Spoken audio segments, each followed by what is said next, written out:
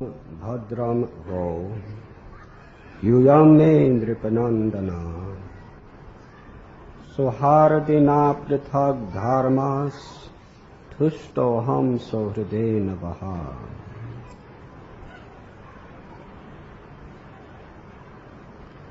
The Supreme Personality of Godhead said, "My dear sons of the King,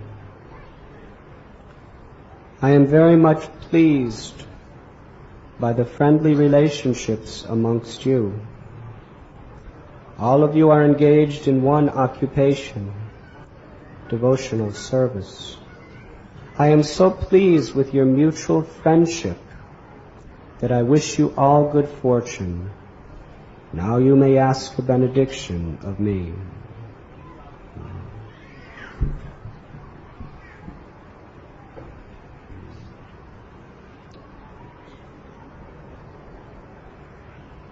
In this chapter of Srimad Bhagavatam, the Supreme Personality of Godhead has just appeared in his beautiful form of Lord Narayan before the sons of Maharaj Prachinibarhishat, the Prachetas. These Prachetas were very great devotees who performed devotional service in unity with one another. Together, they engaged their mind and their senses in constantly helping one another to serve the Supreme Lord. And due to the unity of their efforts of assisting one another and serving one another in pleasing Krishna, the Supreme Lord became supremely satisfied with them and personally appeared before them. And he is not congratulating them for the austerities of eating less, nor is he congratulating them for giving up sleeping or for living very simple, exposing themselves to heat and to cold, because those austerities are not so difficult to perform. But he is congratulating them because of their friendships with one another, which is actually the greatest austerity. Because the inflictions of the body are not so difficult to overcome, but the tendencies of the false ego are very difficult to overcome.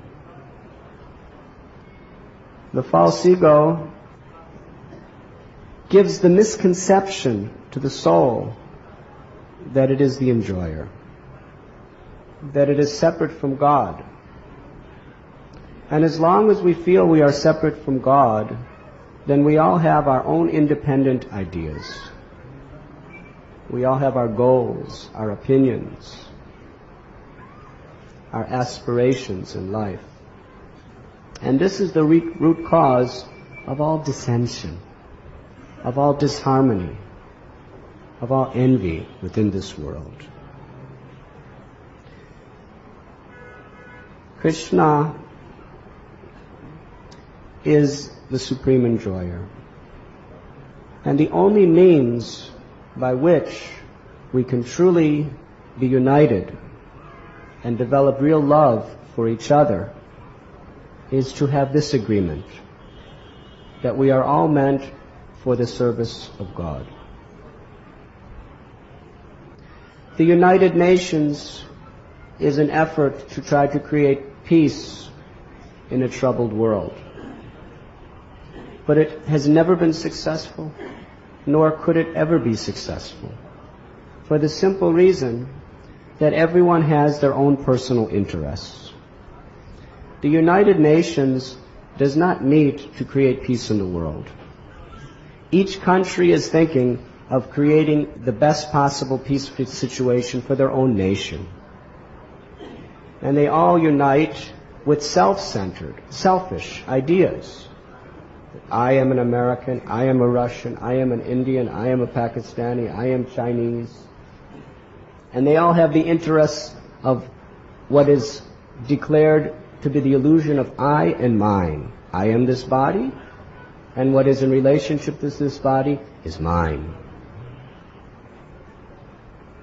Therefore, as long as by the arrangements of material nature everything is suitable, there can be some agreement. But as soon as there is a difference of interests between two nations, no one cares for all the treaties and all of the documents that are signed. There is quarrel and there is ultimately war.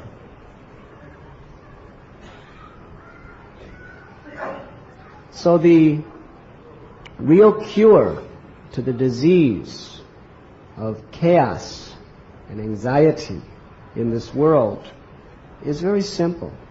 Krishna explains in Gita, the peace formula. Bhoktaram jagatapasam sarvaloka maheshwaram suhridam sarvabhutanam gyatva mam shantim richchati. To simply understand that everything is the property of Krishna. That everything is meant for the enjoyment of Krishna. And that He is the true well-wishing friend of all living beings. To have faith in that way. So Krishna consciousness, sometimes even there is quarrel amongst devotees. If the quarrel is based on the principle of how to best serve Krishna, that quarrel or disagreement is spiritual. And it will actually bring devotees together on a higher platform. But as soon as the material egoistic element enters into the situation, we may say it's for Krishna's service, but we are thinking of satisfying our own conveniences or our own prestige or ego, then we come to the material platform and there can be disunity. So there's a very simple formula to understand whether your disagreement with another devotee is on the spiritual platform or whether it is on the material platform. If it's on the spiritual platform, even though you're disagreeing, it's bringing you closer together because you're both disagreeing for the purpose of serving Krishna. You're both thinking how to best please Krishna. But if there starts to be envy and antagonism and difficulty in that way, then we can understand there must be some material element. The ego must be involved because it is taking us apart from Krishna. But what pleases Krishna so much, as explained by the Lord Himself, is friendly relationships amongst devotees. But not the kind of friendly relationships of this material world. We have so many friends in this world. We have so many relatives in this world. But what pleases Krishna is when we understand that the relativity amongst us is based around our eternal spiritual nature, or the truth. We are all spirit souls. We are not these bodies. That means we are not from Maharashtra or Karnataka or Bengal or Gujarat or Uttar Pradesh or Madhya Pradesh or Pakistan or America. We are not from any of these places. This is a temporary illusion. And we are not men or women. And we are not rich or poor. And we are not educated or uneducated. These are designations, upadhis, anarthas. What we actually are is we are all part of God. We are all united in that qualitatively every soul is individual and unique, but of the same characteristic. We are all meant to enjoy with Krishna in the spiritual world. Satchit Ananda. And therefore, our real connection to each other is like each spark. Their relationship to each other is due to their relationship to the fire. Similarly, our relationship to each other spiritually is based on our relationship with Krishna. Jivera Swarupoy Krishnara Nityadas. We are all eternal servants of Krishna. And Krishna did not create just one servant. He created unlimited servants. Because the more servants, the more ecstasy. Why? Because the more spirit souls unite with one another and show love and respect for one another, the more Krishna is pleased. Because in truth, every spirit soul is part of Krishna. If you disrespect anyone, you are ultimately disrespecting Krishna, who is manifested in an infinitesimal part in every living being. So the difference between devotees and non-devotees is very simple. Devotees keep Krishna in the center of all of their activities. Devotees understand that giving pleasure to the Vaishnavas is to give pleasure to Krishna. Chaitanya Bhagavat explains the ultimate service to the Supreme Personality of Godhead is to serve His devotees. Srila Prabhupada used the example that you can give a rich man so much money, but he doesn't need it. He will say thank you. But if you somehow give something, even if it's a little something, even just a nice word to the son of the rich man will be indebted to you forever. Because his son is more dear to him than himself. Similarly, what can we do for God? God needs nothing from us. But when we please, when we serve someone He loves, then Krishna is most pleased. This is the actual secret of success in spiritual life. There is a beautiful explanation by the Lord Himself that if you chant the holy names of the Lord and you worship the Lord, but then you are disrespectful and cause pain to devotees, the Lord equals that to first touching the feet of a Brahmin and offering prayers to him, then hitting him on the head with a stick. Is that worship? Because the Lord sees His devotees as His own self. If we disrespect devotees, we are beating the Lord with a stick of our harshness. And then we worship Him and offer prayers to Him and touch His feet. That type of worship is not pleasing to the Lord. Unity based on putting aside our selfish interests, our prestige, our egos, for the sake of pleasing the Lord through becoming the servant of the servant of the servant, is the ultimate expression of religion. And this is what is so wonderfully being explained by the Lord to the Prachetas in this verse. In fact, Lord Sri Chaitanya Mahaprabhu came with the message of Sankirtan. Kirtan means to praise God. To praise God through singing, through speaking, through everything we do. That is Kirtan. And Samyak means together, united. To praise the Lord together amongst other devotees.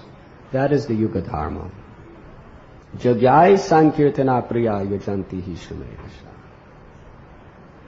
It is explained in this age of Kali Yuga, it is this glorifying God together in the company of devotees that is the Yuga Dharma. It is the means by which we become purified and enter into the spiritual state of consciousness. The spiritual state of consciousness can only come by the grace of Krishna. It does not come by our efforts. Our efforts somehow or other must please Krishna to inspire His grace, His mercy.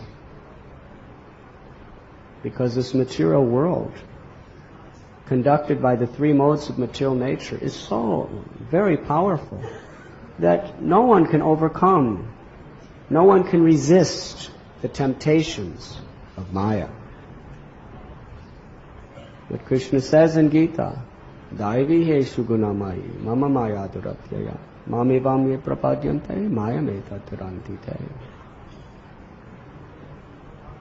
That if you surrender to me, then by my grace, I will release you from the prison of Maya.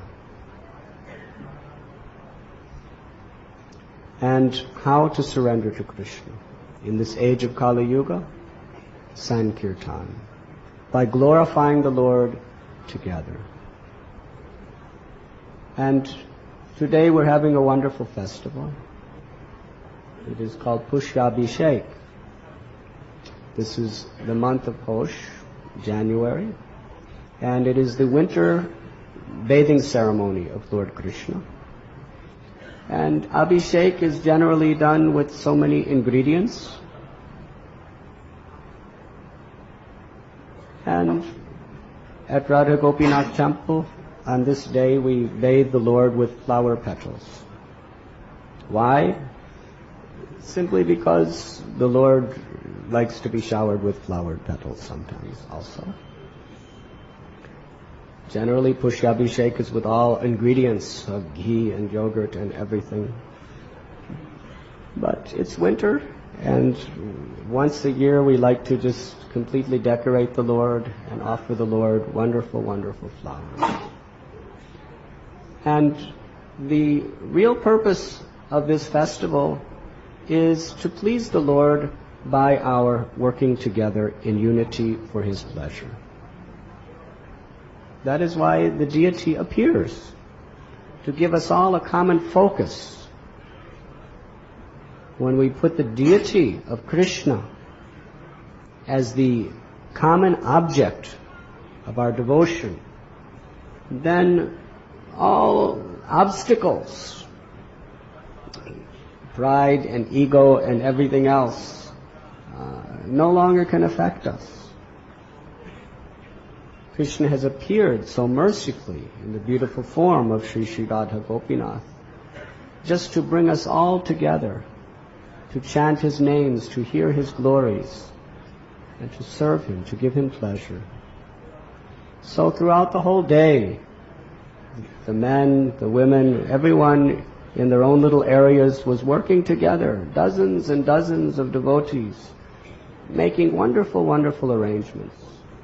All the coordinations, all the expenses, all of the endeavors were simply, let us do something wonderful for Krishna.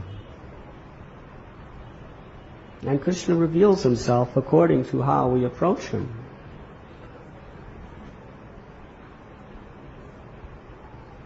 Krishna reveals His all-attractive beauty to us to the extent we please Him by our devotional efforts.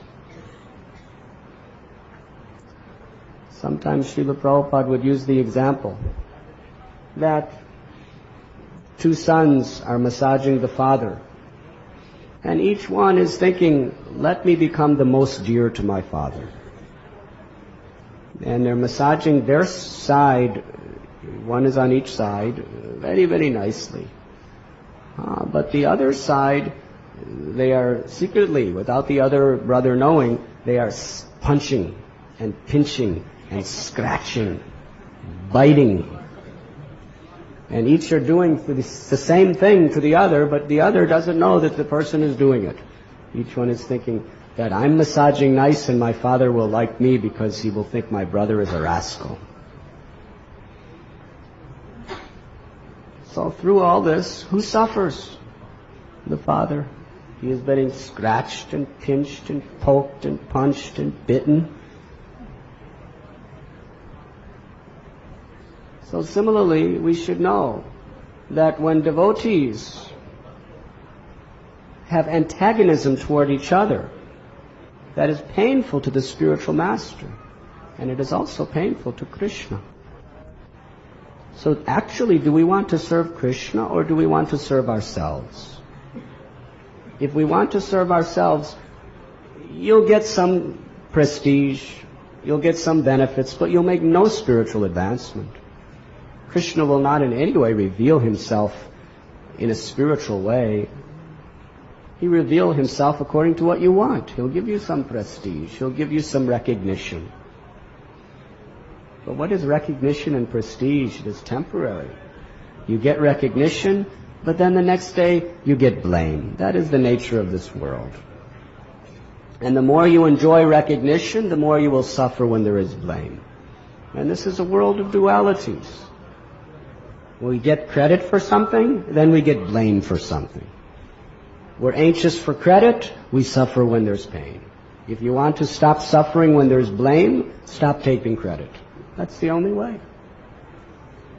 If you want to stop the pains of the world, it's very simple. Stop trying to enjoy the pleasures of the world. Failures will come in everyone's life on one level or another, and it's painful. And we're trying to avoid the pain of failure so much, but there's a simple process. Don't be attached to success, and there'll be no pain when there's failure. So these dualities must come, because that is the nature of the world. When we read Bhagavad Gita, we understand very clearly that this is how the world is conducted. So why should we be within this mire of illusion, creating so many karmas in our life, which ultimately frustrate us and disappoint us? But at the same time, Krishna explains in Gita that no living being can cease to do work, because the soul is dynamic, it is active, it is alive, it is a person, eternally. Therefore, Krishna says, we should work for him. Jagyaratat kamanon yatra lokamam karma bandhara taratam kanakonteya mukta sangha samachara. Work done for Krishna liberates us from all miseries. But work done for any other purpose only aggravates the infection of material bondage. And that is our choice. So we read here so nicely what pleases Krishna. When we perform the great austerity of working in unity, of becoming friends with one another for the purpose of serving him. And Srila Prabhupada explained in so many ways, this is really how this movement will spread. We have a philosophy, and it's such a profound and deep philosophy, it answers all questions. But the practical application of the philosophy is very simple. To just put aside our selfish, egoistic ambitions, our separatist ambitions, and work for the whole. Become the servant of the servant. If you are insulted, it's no problem. Create unity. That will please Krishna. If you are insulted by a devotee due to some misunderstanding, and then you attack and insult back, what is the result? That Krishna is displeased and you make no spiritual advancement. You may get some social justice. You may prove yourself to be better. But in the process, you have bound yourself by the shackles of ignorance.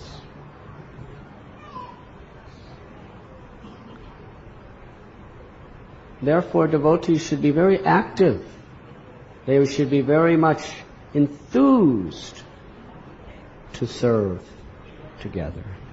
That is Sankirtan, to glorify the Lord together. And the love that develops between ourselves will be very much in relation to the love that Krishna gives us. The love that we show his devotees, Krishna will accept that as the love we show him. And at the beginning, to show love is an austerity. For love to be pure means the heart is pure. No more tendencies for material enjoyment. No more tendencies to be seen as great. To simply want to be the servant of the servant, that is pure love. No other tinge of desire within the heart. But how to come to that state?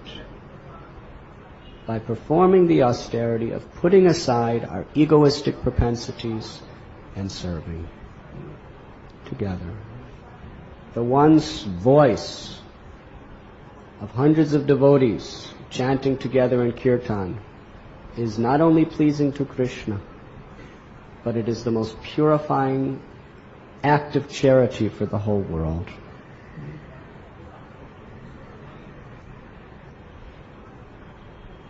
When we develop this mood of being friendly servants to one another, truly trying to help one another on every level, truly respecting one another on every level, and deeply being concerned with the spiritual progress of one another, that creates an atmosphere where when we come together to chant the holy names, it is exceedingly pleasing to the Supreme Personality of Godhead. These beautiful festivals have been created by the Supreme Personality of Godhead to bring us all together under the shade of His lotus feet. So let us not lose scope of the real importance of our spiritual lives. Let us not be distracted by the ego, which is like a serpent. It is very crooked, and it can appear any time, any way, with its venomous bite. And what is that venom? That I will establish myself. A devotee wants to establish Krishna. And that is the wonderful contribution that Srila Prabhupada, our Guru Maharaj, has given to the world. He is giving the purest, highest sense of spirituality by revealing our eternal spiritual nature as the servant of the servant of the servant of the Lord, and teaching us how to practically become the servant of the Lord. The greatest and most detrimental obstacle for our spiritual life is not lust or anger, but it is offending devotees. When our lust or anger is directed toward another devotee and we make an offense, that Krishna cannot tolerate. If somehow you lose control of your senses, you fall down. But if you just beg forgiveness and try again, Krishna will easily pick you up. But if you mistreat devotees, Krishna simply takes away all your spiritual intelligence. And we have seen so many times, the more you offend devotees, the more you think you're justified to offend devotees. What does that mean? That means you have lost Krishna's mercy. He's simply taken away your intelligence. If you think you're justified to give pain to a Vaishnava, that means that you have lost Krishna's mercy. He's taken away your intelligence, He's taken away your discrimination, and your devotion is simply show bottle. That's all. And pleasing the devotees, that is the ultimate offering to the Supreme Lord. Because it is what attracts the Lord. In this world we are all being attracted by the power of material energy, And the only way we can be released is by reposing that same tendency to be attracted in Krishna. And just as you cannot force the sun to rise according to your free will, the sun will rise according to its own will. Similarly, we cannot be attracted to Krishna until Krishna attracts us. It is not by your efforts only, it is by Krishna's reciprocation. So here Krishna is clearly explaining what attracts him to attract you. The all-attractive Krishna. So today we are all gathered together, and the all-attractive, beautiful personality of Godhead, Shri Shri Radha Gopinath, are coming to accept our unified efforts of devotion. And this is their great mercy.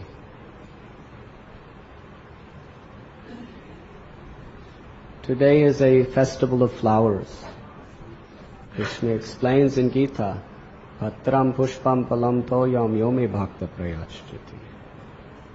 That what does it take to please him? Just devotion. Devotion means putting aside our egoistic ideas for pleasing Krishna. That's all. Very simple. Very simple, but very difficult. Difficult because we have conditioned ourselves to be the servants of our egoistic ways, birth after birth after birth. But Krishna is pleased only with such devotion.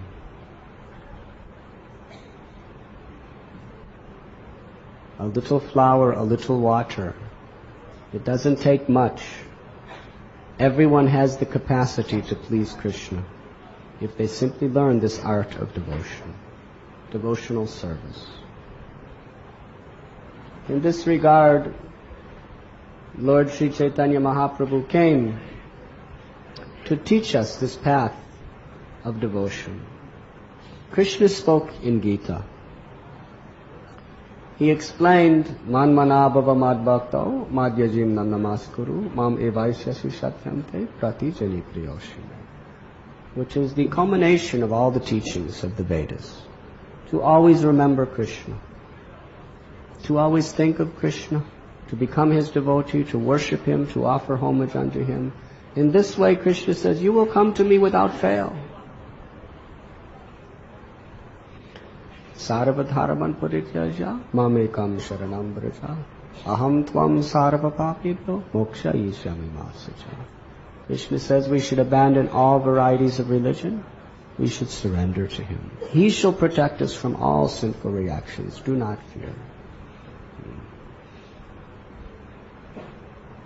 But Krishna, after he left this world, approximately 5,000 years ago, he had given us everything we need to know. But how to do it? That was the difficulty. Krishna is so kind that not only does he teach us all knowledge through Gita, but he personally comes to exhibit through his own life how to follow the teachings of Gita. And that was Sri Chaitanya Mahaprabhu. Krishna himself playing the role of a devotee simply to teach us how to perfect our lives and always think of Krishna. And Chaitanya Mahaprabhu, when he was in the role of a devotee, he was always anxious to take the remnants of the devotees' prasad. He was always anxious to take the dust from the feet of the devotees. He was always anxious to serve the devotees. By preaching, by dancing, by chanting, sometimes by washing their clothes, sometimes by carrying some load for them, sometimes by bringing them gifts. He was always engaged in doing some seva for the pleasure of his devotees. But sometimes he revealed his supreme nature as Krishna or Godhead, at which time he reveals the sublime truths. One time, there was a beautiful kirtan going on. Everyone is singing and dancing. And one devotee, his name was Suklambar Brahmachari. He happened to be at the kirtan. In fact, he would be at every kirtan the Lord would attend. Suklambar Brahmachari was a poverty-stricken beggar. Here in Bombay, there are so many beggars, and no one really cares for beggars. Suklambar Brahmachari, he would every day go to 10 houses with a little torn bag and beg. And what do people give beggars? You usually do not give a beggar the best thing in your house. You usually give the cheapest thing, if you give them anything at all. And Suklambar Brahmachari would even go to the most poor, poverty-stricken people to beg. But while he was begging, he was constantly engaged in chanting the holy names of Krishna. Hare Krishna, Hare Krishna, Krishna Krishna, Hare Hare, Hare Ram, Ram Ram, Hare Hare. And in this way he was always blissful. He was actually the wealthiest man. He had a little home which was nothing at all, really. And he would go home with all of his things he would beg, and he would make some preparation, and then he would offer it to Krishna very happily, and then he would eat it. And the whole while he would be weeping in transcendental love for Krishna while chanting his holy name. So this was his life. So one day when Lord Chaitanya was having kirtan, Suklambar Brahmachari was dancing. And when he would dance, it was so blissful, because his soul was so illuminated in ecstasy and joy. Prabhupada said the face is the index of the mind.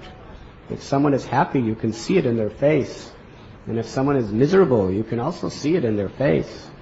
So Suklambar Brahmachari, he was always weeping and laughing in great ecstasy. So Lord Chaitanya saw him dancing, and he had his little bag waving around his shoulder as he was dancing.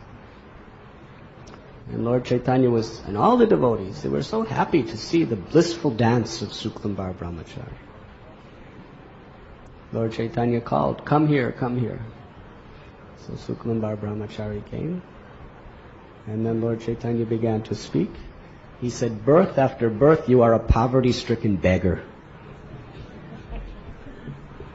Why? Because you give everything to me. Because you give everything to me, you are always in poverty. But whatever you give, I take, and it is my great satisfaction, because you offer it with such devotion. Previously, when I was living in Dwarka, you came as Sudama Vipra, and at that time, I took your offerings of rice, and I ate it. You remember? Rukmini stopped me by the hand. And today, I will taste the wonderful remnants of your begging again.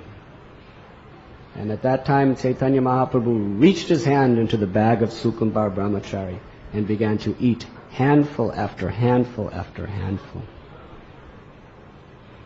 Suklambar Brahmachari was very unhappy. He said, "My Lord, how can you eat? These are all broken chips of rice. They are not worthy of you." And Lord Chaitanya replied that, "I have never tasted such sweet and wonderful prasad. Even if someone offers me nectar, if it is not offered with humility and devotion, I will not accept it. It gives me no pleasure. But the chipped rice, the broken pieces of Suklambar Brahmachari, because of the devotion in your heart, it is more pleasing than nectar to me. As Lord Chaitanya was speaking and eating this rice, all the devotees, they just were so happy to see that he was getting the Lord's mercy. Devotees are not so concerned with getting Lord's mercy themselves. They're more concerned with helping other people get the Lord's mercy. This is the nature of a servant. And the more you are happy when other people get the Lord's mercy, the more you get the Lord's mercy. The more you try to get the Lord's mercy at the expense of others, the more the Lord will withdraw His mercy. This is intelligence. The devotees were weeping and crying and so happy to see that he has taken the prasad of Suklambar Brahmachari. And then Lord Chaitanya Mahaprabhu gave him a benediction. Then they all started having a big kirtan. They all began to dance in ecstatic love, chanting Krishna Hare Krishna, Hare Krishna, Krishna Krishna, Hare Hare, Hare Ram, Ram Hare. And Lord Chaitanya Mahaprabhu gave Suklambar Brahmachari the benediction. Because of your wonderful bhakti, I give you the benediction that you will eternally enjoy unalloyed devotion and love for me, the ultimate wealth. Suklambar Brahmachari, nobody recognized him, nobody saw him, except a few devotees. Everyone just thought he was an ordinary beggar. But little did they know he was the wealthiest man in all of the world, because he had achieved the treasure of love of God. Another time, Lord Chaitanya called Suklambar Brahmachari and said, today at noon I will take prasad at your house. You cook for me. And Suklambar Brahmachari said, but what do I have? And why do you want me to cook for you? You are the Supreme Lord. I am sinful. I am insignificant. I am lower than a worm or a crawling insect. Why do you want to come to my house? You must be playing some trick on me. And Lord Chaitanya said, no, I am not playing a trick. I will come to your house. And Suklambar Brahmachari did not know what to do. So he approached the devotees. The devotees said that Krishna took prasad at Vidura's house. He likes to taste your prasad because you have such nice humility and devotion. If you feel some fear or shame, you cook without touching the food. So Suklambar Brahmachari went to his house with great humility, and he took his bath, and he started boiling scented water, and then he put some rice, and he put some other preparation in, and he cooked it nicely. And then at noon Lord Chaitanya Mahaprabhu came, and it was offered to Krishna, and then it was offered to Lord Chaitanya. And when Lord Chaitanya began to eat, he began to praise. That even Lord Brahma offers the portions of yajna to the Supreme Lord. Actually, it is explained when Suklambar Brahmachari was cooking, he was cooking with such humility and devotion that the goddess of fortune Lakshmi herself glanced upon the food, even though it was very, very simple food. And when she glanced upon it, it became nectar, spiritual nectar. So Lord Chaitanya Mahaprabhu began to praise the glories of Suklambar Brahmachari's cooking, his bhakti. He said, even those who are multi-millionaires, even those who have such wealth and such great learning and so many followers and so much influence over others, I will not accept their offerings.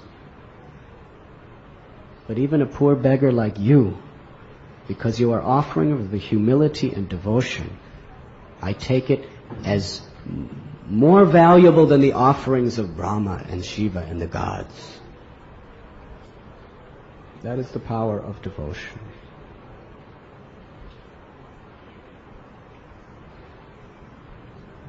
After showing this mercy to Shuklambar Brahmachari, the devotees had nice harikatha. They talked about Krishna for some time, and then they decided to take rest. While Lord Chaitanya was resting, there was one devotee. Vijay Das previously was one of Lord Chaitanya's grammar students. And he was the best writer. He had the best handwriting in all of Navadvip. He was famous as Vijaya the Penman because he wrote such beautiful script. So this was all at the simple little shack of Shuklambar Brahmachari. They were all laying on the floor together, and as they were resting, Lord Chaitanya put his hand on Vijay's body. And he woke up and saw this hand, and all of a sudden he saw that the hand looked like Lord Chaitanya's hand looked like a beautiful golden pillar covered with the most valuable jewels and rings. And these jewels and rings were so precious that they just started spreading light all over the universe. And then Lord Chaitanya's hand began to grow, and it was just covered with more and more and more and more of the most precious jewels and metals.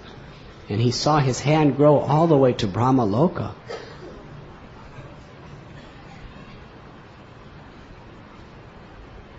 The supreme wealth of the Lord was just being manifested in the house of Shuklambar Brahmachari.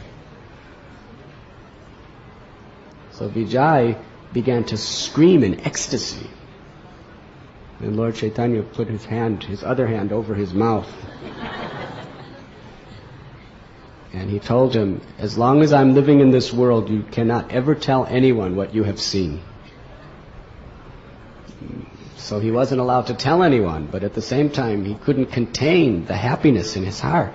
And he just started jumping and dancing and chanting and screaming, and the devotees thought he was mad. They were thinking, what has happened to Vijay? And Lord Chaitanya said, because he bathed in the Ganges, he must be experiencing ecstasy. Or maybe it's because he has darshan of Shuklambar Brahmachari's deities, that he's feeling such love. So then he went unconscious, and Lord Chaitanya touched him and he came to consciousness. And for 7 days he did not eat, he did not sleep, he did not drink anything. He was just dancing around Navadvip like a total madman, but he couldn't tell anyone why. And then finally, after 1 week, he came back to external consciousness by the will of the Lord. It is explained that one who hears this beautiful story of how the Lord revealed such beautiful opulence and yet was content with such simple food by his devotee in the house of Shuklambar Brahmachari. Anyone who hears this submissively, with faith, will achieve the ultimate treasure of pure unalloyed devotional service. And it is that pure unalloyed devotion which is the only treasure, the only wealth that gives pleasure to the soul. Patram pushpam palam toyam yome bhakta prayachit.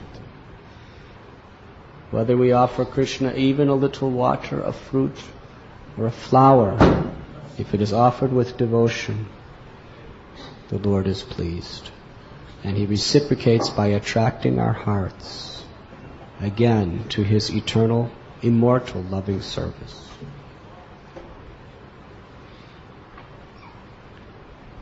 So tonight we try to offer Krishna some flowers, and we should offer according to our capacity. If all you have is one flower, you offer that flower. If you have millions of flowers, you offer millions of flowers. Today we have thousands of flowers. So for the pleasure of the Lord and for the pleasure of all the devotees, we are offering. And to the degree we take our pleasure in seeing Radha and Krishna enjoying, to that degree we will experience transcendental ecstasy. And to the degree we can be united in deep, intimate love and friendship with each other on the basis of giving enjoyment to Radha and Krishna. And of course that on a practical level, by together executing the orders of the Lord's representatives, the spiritual masters, that is pleasure to Radha and Krishna. But the spiritual master never engages us in his own pleasure. He engages us together in giving pleasure to the Lord. So at this very time, we are going to have the great fortune of the wonderful Pushyabhishek Darshan of Sri Sri Radha Gopinath. And it is my humble request to all of you to very sincerely pray to the Supreme Personality of Godhead, who has appeared with his eternal consort, to attract our hearts away from all of the sources of miseries in this world and attract our hearts again to his eternal loving service. Find pleasure in your heart by seeing Krishna being worshipped. And let us very loudly and sincerely offer the flowers of the holy name, the flowers of our devotion in the form of chanting the holy names to the Lord. Thank you very much. Shri Shri Radha Gopi